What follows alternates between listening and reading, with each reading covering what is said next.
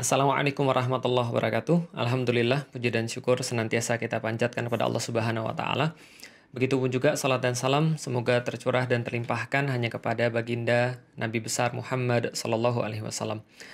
Mudah-mudahan teman-teman sekalian pada hari ini Allah berikan kebaikan, Allah berikan keberkahan, Allah berikan tambahan keimanan, Allah berikan keistiqomahan, dan Allah tidak matikan kita semuanya kecuali Allah masih mengizinkan kita untuk menjadi seorang muslim.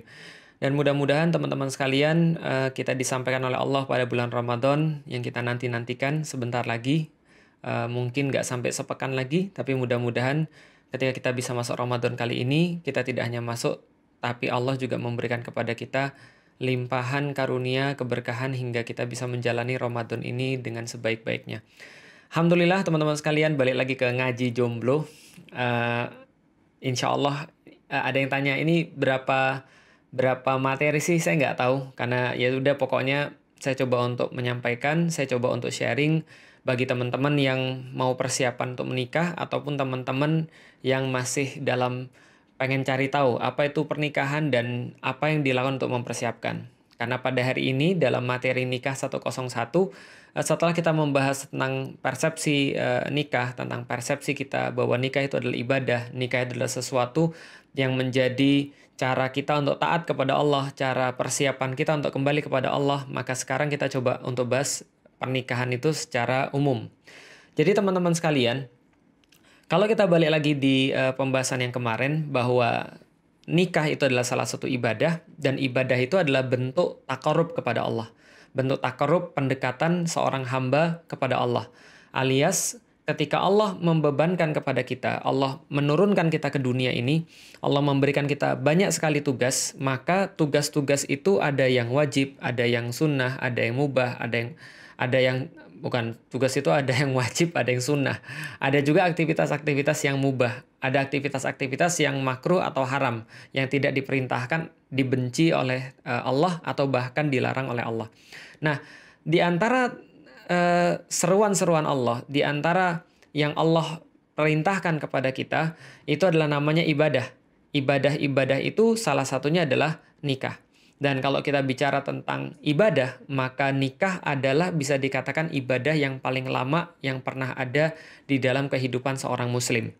Kenapa? Karena kalau kita bicara tentang sholat, maka ibadah sholat hanya 5 menit, 8 menit. Kalau kita bicara tentang puasa, di Indonesia kita cuma puasa dari subuh sampai ke maghrib.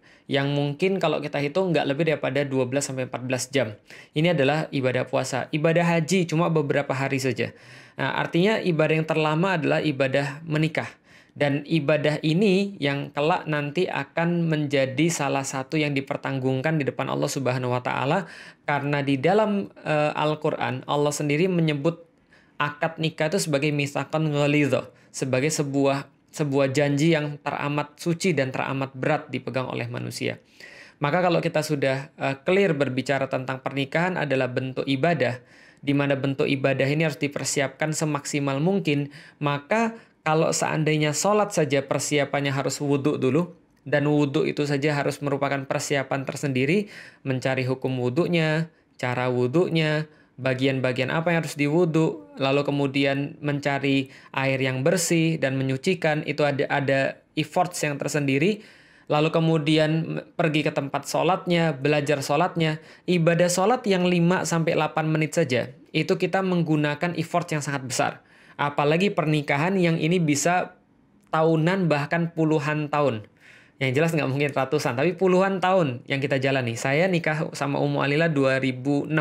Sampai sekarang berarti sudah 14 tahun kita menikah. Itu apalagi perlu persiapannya. Walaupun kita tidak akan pernah berhenti untuk mempelajari tentang pernikahan, mempelajari tentang sakinah.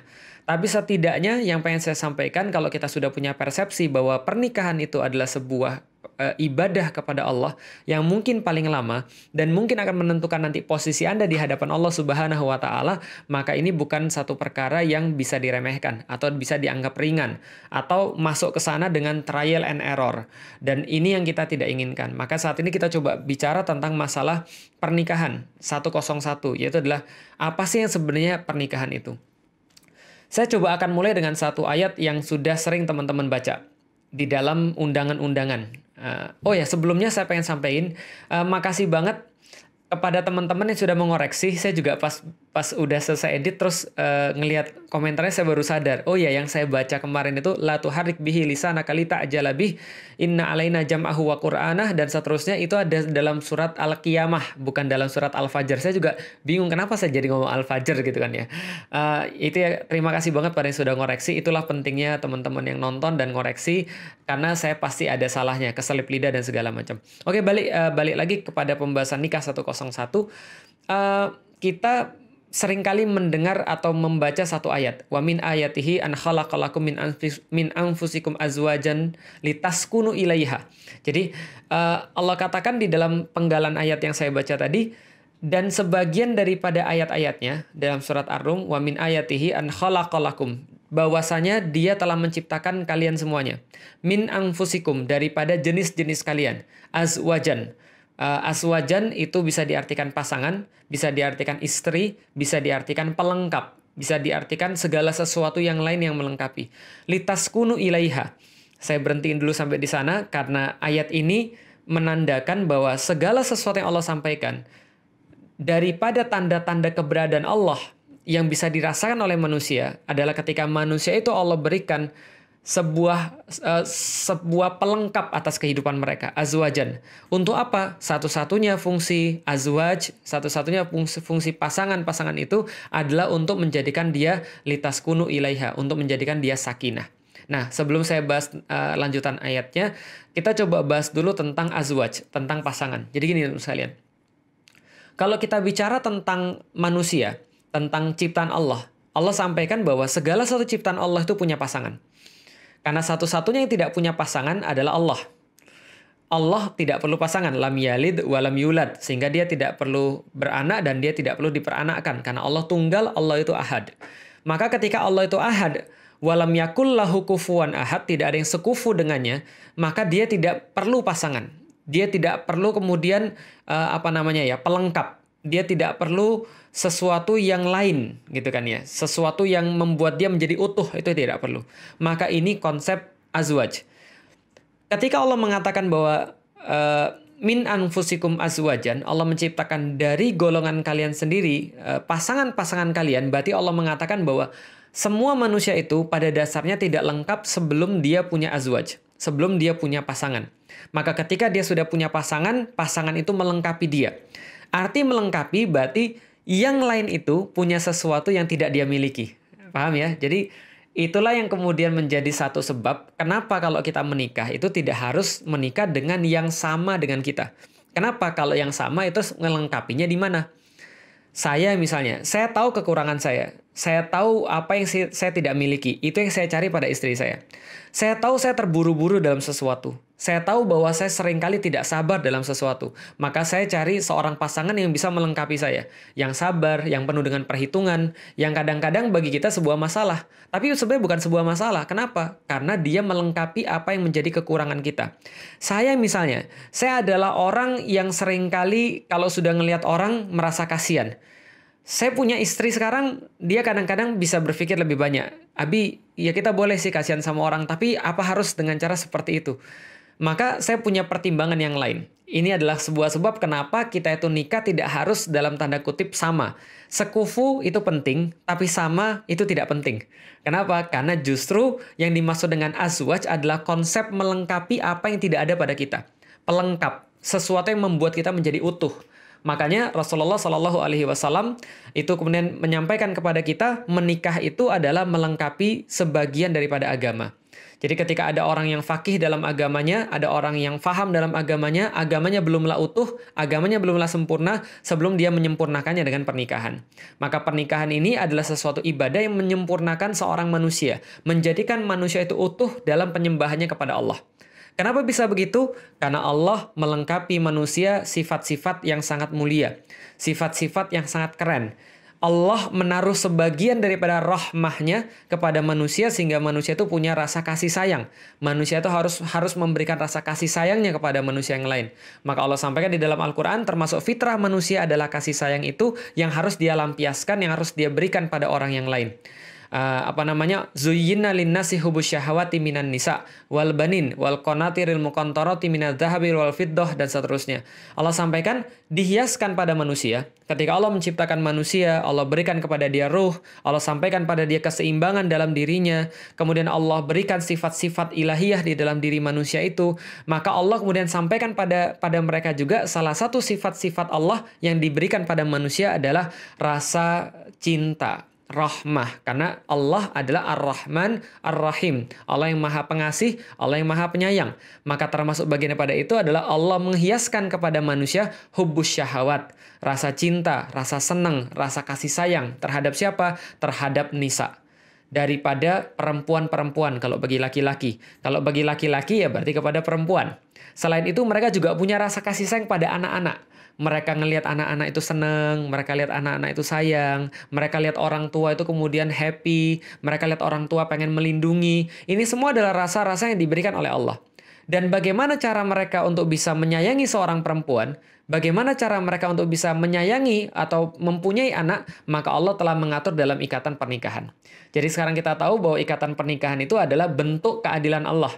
Maka Allah katakan wa min ayatihi, daripada tanda-tanda kekuasaannya, Allah membuat kalian itu kemudian penuh, membuat kalian itu utuh. Ketika Allah sudah memberikan pada kalian kasih dan sayang, Allah memberikan juga bagaimana cara untuk melampiaskan kasih sayang itu. Bagaimana cara untuk menyalurkan kasih sayang itu dengan cara yang benar, bukan dengan cara yang tercela, cara yang bakal merusak. Dan bisa kita bayangkan, apabila institusi pernikahan ini menjadi rusak, maka penyakit sosial menjadi banyak. Maka orang-orang menjadi banyak yang stres. Orang-orang menjadi banyak yang melakukan tindakan-tindakan kriminal. Kenapa? Karena mereka sudah tidak punya cara yang tepat untuk menyalurkan sesuai dengan kehendak orang yang buat kita. Sesuai dengan kehendak zat yang menciptakan kita. Nah, berarti ini adalah pernikahan di dalam Islam. Litaskunu ilaiha. Allah menciptakan pada kalian, pasangan kalian yang membuat kalian utuh. Untuk apa? Agar Anda merasa sakinah. Agar Anda merasa dalam arti bahasa Indonesia tenang kepada mereka. Nah, ini juga kata sakinah ini yang kali ini akan kita coba untuk garis bawahi dalam pembahasan kita tentang nikah 101. Sakinah, teman-teman sekalian, ini disebutkan beberapa kali di dalam Al-Qur'an. Yang jelas sakinah ini adalah sebuah state of heart, sebuah keadaan perasaan, sebuah keadaan jiwa. Soul juga dikatakan bahwa ini adalah tentang mind. Jadi mind, soul, heart ini adalah bagian daripada itu, perasaan, lalu kemudian mungkin pemikiran juga, lalu jiwa ini kemudian merasakan ketenangan, namanya sakinah. Contoh misalnya, mungkin teman-teman pernah belajar Iqra, kemudian ada fathah, ada kasroh, ada fathah, ada kasroh, ada dhammah, ada sukun. Gitu kan ya. Kalau fathah dibaca A, kalau dhammah dibaca U, kalau kasroh dibaca I, kalau sukun dibaca apa? Sukun dibaca apa ya? Sukun tuh dihentikan, nggak dibaca. Betul. Arti sukun itu artinya adalah berhenti. Dan kata sukun itu sama asal katanya dengan kata-kata sakinah. Kata-kata sakinah berasal dari kata sakana yaskunu. Orang artinya adalah sakana yaskunu, itu lawan kata daripada bergerak. Maka lawan kata daripada bergerak adalah diam. Itu sakana. Sakana artinya diam, maka ketika ustadz-ustadz mengajari kita, sukun itu artinya diem, nggak dibaca, dihentikan. Berhenti di situ, diem, nggak dibaca. Maka contoh misalnya ada kata-kata yang disukun belakangnya, berarti dia dibaca mati di situ. Mati, berhenti, istirahat, diem. Begitupun juga arti kata sakana. Sakana yaskunu ketika dipakai kemudian dalam bentuk yang lain ada kata-kata maskanah.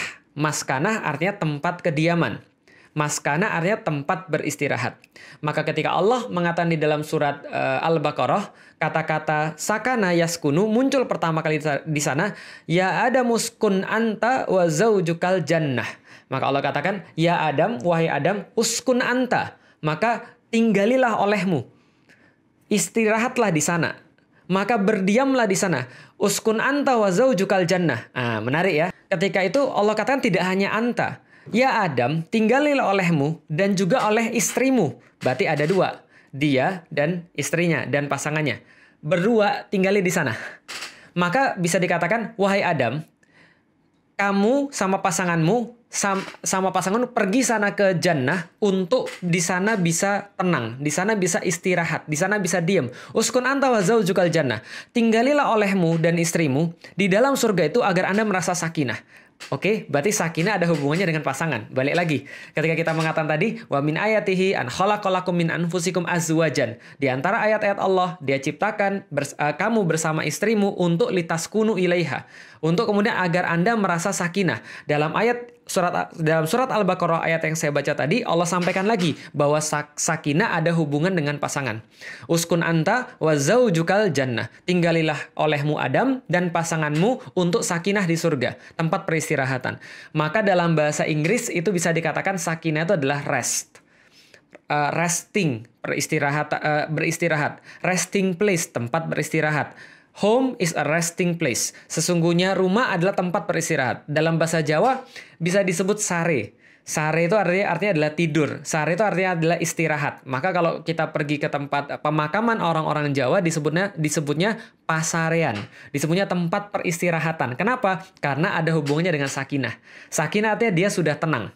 Artinya sakinah. Bahkan dalam bahasa Arab, kata-kata sikin atau pisau dalam bahasa Arab itu berasal dari kata yang sama, sakana. Artinya tenang. Maksudnya apa? Kok pisau jadi tenang? Iya, karena kalau pisau itu ketemu dengan hewan ternak, hewan sembelihan, setelah dia disembelih sama pisau, dia jadi tenang gitu kan ya. Oh, bukannya malah meronta-ronta. Ya, setelah meronta-ronta dia jadi tenang gitu kan ya. Nah, ini artinya adalah sakinah. Sakinah lawan katanya bergerak. Sakinah lawan kata daripada bergejolak. Sakinah lawan kata daripada gerusa-gerusu. Sakinah itu lawan kata daripada kemerongsong. Sakinah itu lawan kata daripada terburu-buru nafsu. Itu artinya sakinah. Maka ketika kita bicara tentang sakinah, itulah tujuan daripada menikah. Itulah kenapa Allah memasangkan manusia satu sama lain. Litaskunu ilaiha. Agar Anda menemukan ketenangan dalam hidup Anda. Agar Anda menemukan bahwa hidup Anda itu merasa sangat sangat happy, tentrem, lalu kemudian merasa sangat tenang, merasa sangat damai, dan seterusnya. Itu fungsi daripada pasangan. Dan ingat, dari sini kata ini, sakana, yaskunu, yang artinya ketentraman, yang artinya adalah state of mind, state of heart, state of soul, maka kemudian jadilah kemudian pasangan. Pasangan itu artinya dia menentramkan hati Anda, dia menentramkan pikiran Anda, dia menentramkan jiwa Anda. Sebagaimana Rasulullah SAW bersama dengan Khadijah. Ketika Rasul menerima wahyu, maka beliau berkeringat, maka beliau bergetar badannya, maka beliau merasa sangat khawatir. Ketika pulang ke rumahnya, maka dengan melihat wajah Khadijah, setengah kekhawatirannya hilang. Kenapa? Litaskunu ilaiha. Karena Anda merasa ngelihat dia itu menenangkan, ngelihat dia itu happy, ngelihat dia itu damai, melihat dia itu I'm home. Jadi rumah itu asal katanya adalah state of mind, adalah perasaan, bukan bentuk fisik. Karena bentuk fisik tidak menjamin ada sakinah. Berapa banyak orang-orang yang Anda kenal ketika dia masuk rumah dia malah stres. Ketika dia masuk rumah dia malah deg-degan. Ketika dia masuk rumah malah dia merasa tidak nyaman. Dia merasa tidak aman. Kenapa? Karena isi di rumah itu tidak membuat nyaman. Karena keadaan di rumah itu membuat dia merasa selalu kemudian deg-degan. Karena rumah itu tidak memberikan kedamaian buat dia. Tidak memberikan ketentraman buat dia. Saya sering ngasih contoh begini. Ini contohnya Mas Cahyo. Kalau mau follow @CahyoAhmadIrsyad, follow aja. Dia sering ngomong begini. Tahu nggak kenapa kalau orang zaman dulu kayak Rasulullah ngelihat Khadijah tenang. Kalau orang zaman sekarang ngelihat istrinya gimana? Oh, coba lihat. Orang zaman sekarang tuh kalau misalnya istrinya selalu dipajang di wallpaper HP-nya. Kenapa? Temennya lihat. Lalu temannya nanya, Mas, itu istrimu ya? Iya, Alhamdulillah. Kok dipajang di wallpaper? Supaya dilihat terus? Iya, Alhamdulillah. Kenapa Mas supaya dilihat terus? Iya, saya tuh kalau ada beban-beban dalam kehidupan. Lalu kemudian saya banyak beban dalam pekerjaan. Lalu kemudian saya lihat wajah dia. Mendadak seluruh beban-beban saya hilang. Wah, luar biasa. Berarti istri ini keren. Bukan. Karena ketika saya melihat dia, inilah beban saya yang paling berat. Saya jadi keinget. Sehingga saya yang lain beban-bebannya jadi nggak kelihatan dan nggak terasa gitu kan ya. Jadi kalau seandainya ada istri-istri dipajang pada zaman sekarang, itu cuma untuk mengurangi beban yang lain. Karena inilah beban terberat. Itu yang membuat orang jadi tidak nyaman di rumah.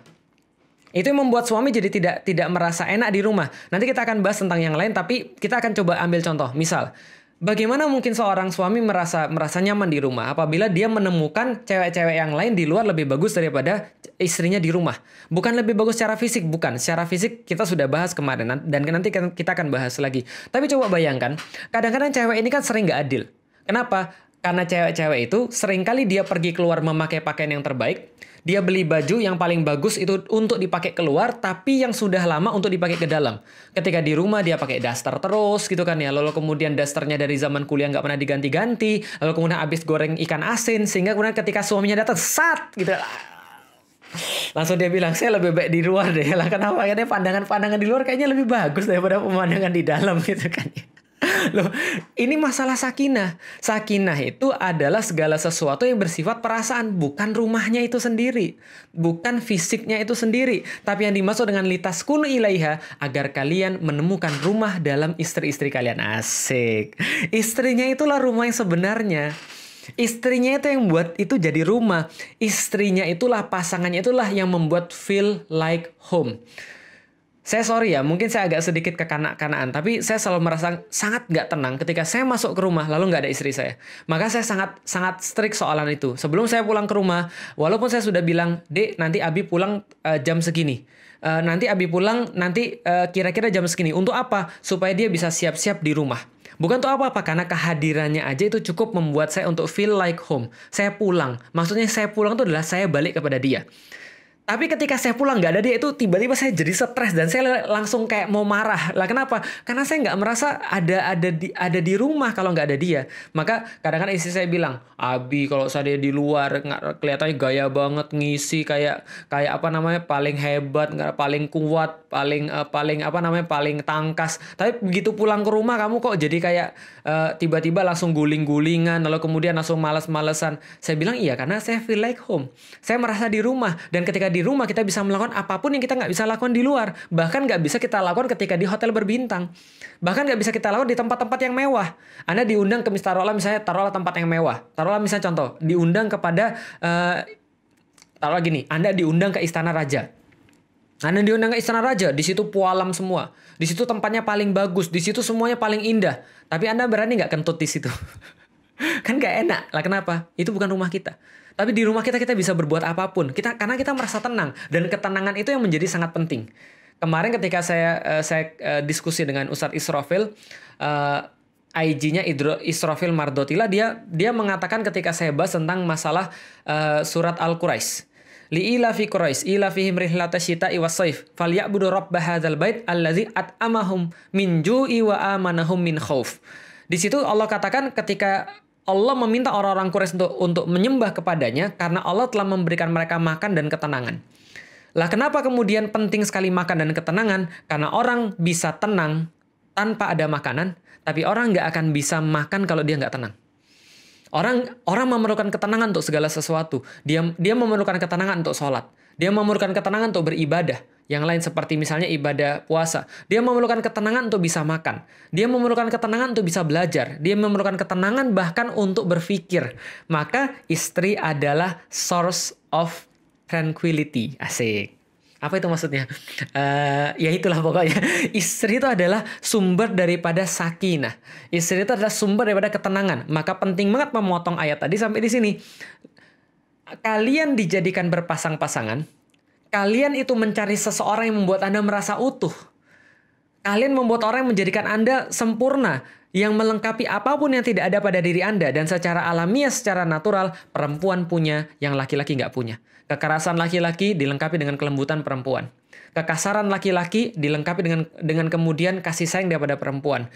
Laki-laki itu biasanya membangun, perempuan yang menjaga dan seterusnya. Maka mereka saling melengkapi. Litaskunu ilaiha, agar Anda menemukan rasa tenang. Anda bisa beristirahat ketika ada dia. Anda bisa merasa damai ketika ada kehadirannya. Anda bisa merasa bahwa dirinya itulah yang menjadi pusat sehingga Anda tidak merasa perlu apapun lagi. Itu istri.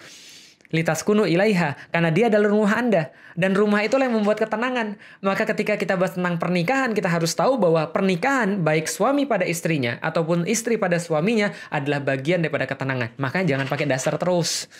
Belilah yang lain, yang bagus, ini serius. Maka belilah baju-baju yang menarik gitu loh maksudnya. Cari tahu sama suaminya. Suaminya senang dia pakai baju apa. Suaminya senang baju yang kayak gimana. Dengarkan kemudian pendapat dia. Nggak perlu malu untuk pikirin yang seperti ini. Masa Anda pakai baju yang bagus untuk dilihat orang lain? Kalau orang lain lihat Anda pakai baju bagus dan orang lain itu tertarik pada Anda gara-gara Anda kemudian pakai baju bagus dan bersolek di luar, maka ketertarikan laki-laki itu menjadi dosa. Tapi ketika Anda bersolek di rumah, pakai baju yang paling bagus, pakai baju yang disenangi oleh suaminya, dengan itu suaminya merasa tenang dan merasa pengen di rumah terus, maka Anda mendapatkan bagian daripada pahala yang sangat besar. Terus Ustadz, kasih tahu mereka supaya mereka nggak pakai das terus. Tenang, itu adalah hari ini untuk perempuan, nanti besok saya akan ngomongin yang laki-laki, supaya yang laki-laki juga berubah. Enggak. Nanti kita proporsional, yang kita bicarakan adalah dalil. Nah, teman-teman sekalian, disitulah nyambung.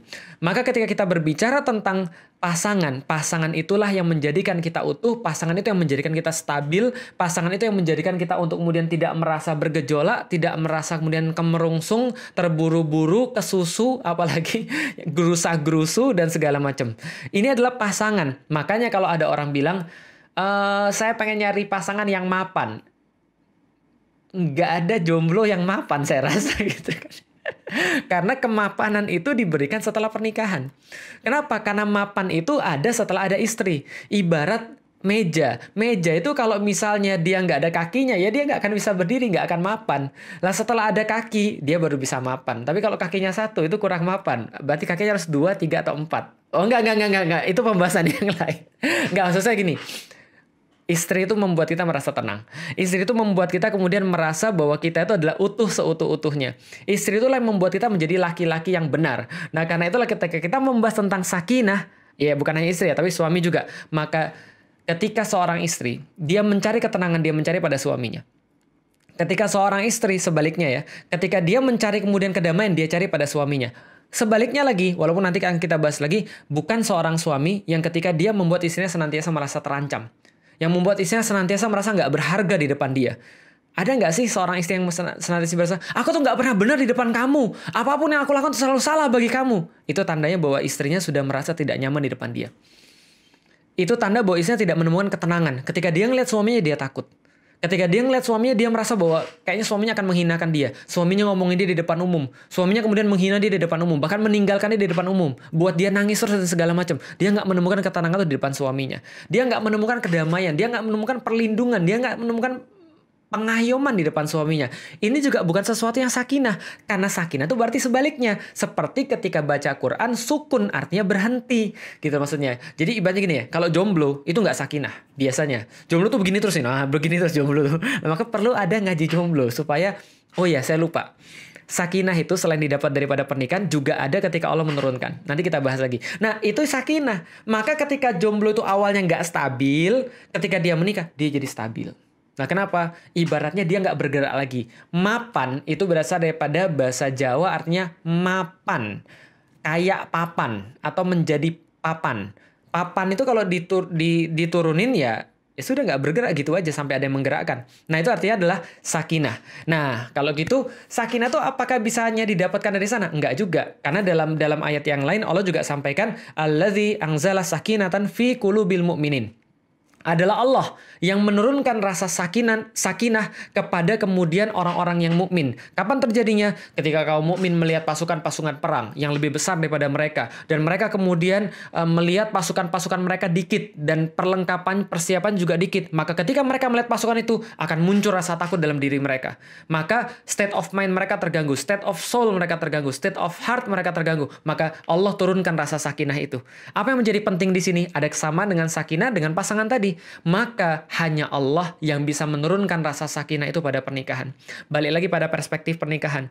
Kalau kita berbicara tentang pernikahan adalah ibadah, maka kalau Anda mau beribadah dengan pernikahan, Anda hanya akan menemukan sakinah itu ketika Allah menurunkan bagi Anda. Dan itu bukan man-made, bukan buatan manusia, bukan sesuatu yang diusahakan oleh manusia. Sakinah itu sama kayak ilmu. Kalau kita berbicara tentang ilmu, di dalam Al-Quran tidak ada cerita ilmu itu didapatkan oleh manusia. Tapi Allah menggunakan kata-kata Allah yang memberikan. Allah memberikan bagi dia ilmu itu. Allah yang memberikan yu'ti. Allah yang kemudian memberikan pada mereka ilmu itu. Bukan mereka mendapatkan, tapi Allah yang berikan. Maka dalam kasus sakinah, itu adalah langsung datang daripada Allah. Allazi angzala. Kata-kata angzala hanya digunakan oleh Allah ketika Allah ingin menegaskan bahwa itu hanya datang dari dia. Contoh, Al-Quran, semua kata-kata angzala. Syahrul Ramadan alladzi unzila fihil Qur'an. Kata-kata ungzila, kata-kata diturunkan, nazzala.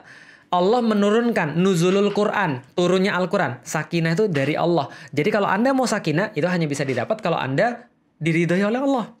Maka ketika Allah berkata, Allah menciptakan pada kalian pasangan-pasangan dari golongan kalian sendiri, ketika itu kemudian Anda nikahi mereka, suami dan istri dan suaminya, ketika itu kemudian melengkapi satu sama lain dan mereka semuanya melakukan ini lillah karena Allah, maka Allah turunkan rasa sakinah.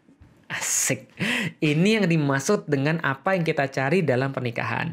Allazi anzala sakinatan fi qulubil mu'minin. Dengan pernikahan itulah Allah turunkan litaskunu ilaiha. Maka litaskunu ilaiha adalah dia menyedot perhatian Anda. Dia menjadi center of the universe. Asik gitu kan ya. Dia menjadi kemudian pelega Anda. Dia menjadi penawar dalam hidup Anda. Ketika Anda di luar mendapatkan komentar-komentar toksik, nggak ada masalah. Selama ada dia, maka dia yang menawarkan komentar-komentar toksik itu. Maka teman-teman sekalian, itulah seorang pasangan. Maka wajar ketika seseorang sudah merasa bahwa istrinya adalah sakinah, dia tidak memerlukan lagi yang lain. Dan dia tidak akan takut pasangannya itu ketika pasangannya pergi keluar, lalu kemudian bakal berbuat segala sesuatu yang mungkin tidak dia inginkan. Kenapa? Karena dia tahu ketika Allah sudah memberikan dia sakinah, maka dia akan terjamin. Maka dia tidak akan pernah tertarik dengan yang lain dalam tanda kutip untuk kemudian mencederai pernikahannya dia. Mungkin dia tertarik dengan wanita yang lain, tapi dia tidak akan melakukan segala sesuatu yang bisa mencederai pernikahan dia. Gimana cara dia mencederai pernikahan? Ya contoh misalnya dengan selingkuh, dengan berbuat sesuatu yang kontraproduktif dan segala macamnya. Kenapa? Karena Allah sudah menurunkan rasa sakinah. Maka wajar ketika seorang laki-laki yang sudah sakinah sama istrinya, dia bilang, tenang dek, kenapa? Kamu tidak perlu peduli dengan gelapnya malam. Kenapa? Semakin gelap malam itu, maka engkau akan bersinar semakin terang karena engkau seperti bintang bagiku. Asik. Gak usah dicatat gitu kan. Nah, terus kemudian dia bilang, tapi ketika di siang hari, terus gimana mas? Kalau di siang hari, kamu seperti matahari. Biar bintang-bintang yang lain gemerlap, tapi ketika engkau datang, semua bintang-bintang sudah tidak terlihat. Kenapa? Karena kamu begitu terang. Wih, emang wajah saya bercahaya? Oh iya, kan ada lampu. Enggak, itu gak usah dicatat juga. Artinya, saya pengen ngasih tahu adalah, ketika Anda sudah diberikan oleh Allah sakinah, maka itulah yang menjadi modal pernikahan Anda yang paling luar biasa.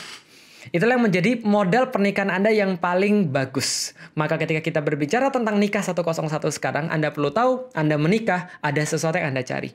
Apa yang Anda cari? Ketika Anda beribadah pada Allah, Allah akan memberikan pada Anda sakinah. Maka di dunia Anda dapat sakinah, di sisi Allah Anda dapat ketaatan, Anda akan mendatangkan pada Anda balasan-balasan yang seharusnya. Jazaa'an min rabbika ata'an hisaba. Balasan yang datang daripada Allah dengan tidak pernah dihitung oleh Allah Subhanahu wa taala.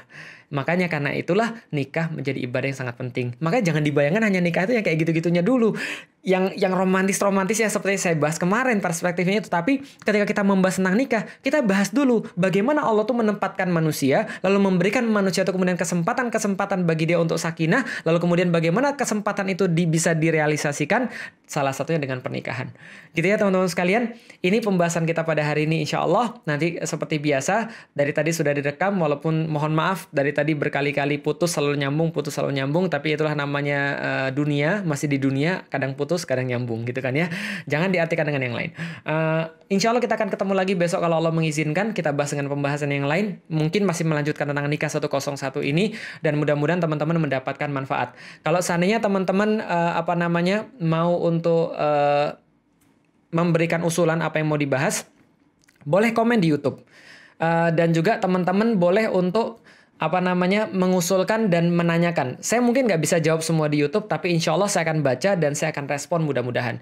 Sebagai pemberitahuan hari ini, hari Ahad tanggal 19 April 2020, di malam ini @hijab alila akan ngadain live bareng dengan Kak Bella. @Bella Maghfur. Nanti ditonton, itu menarik banget bagi ciwi-ciwi. Jadi ini kayaknya waktunya ciwi-ciwi. Kemarin yuk ngaji ciwi-ciwinya, lalu kemudian sekarang nanti hijab alila dengan Kak Bella nanti akan membahas tentang dunia kewanitaan. Kalau teman-teman mau, boleh follow @hijab alila, nanti di situ akan di live.